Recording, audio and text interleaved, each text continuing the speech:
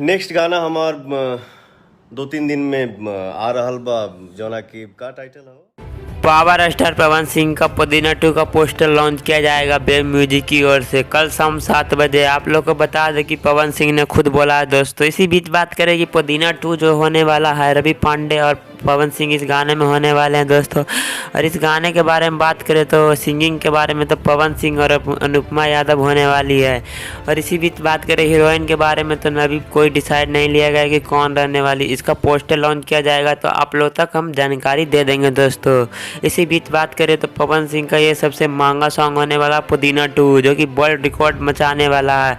और इसका डील के बारे में बात करें तो 1 करोड़ में डील किया गया है बेब म्यूजिक की ओर से। इस सॉन्ग का पुदीना 2 का पूरा एडिटिंग पोस्टर वोस्टर सब लॉन्च होने वाला है दोस्तों, जो कि कल शाम 7 बजे। और इस सॉन्ग को रिलीज़ किया जाएगा पोस्टर आने के बाद।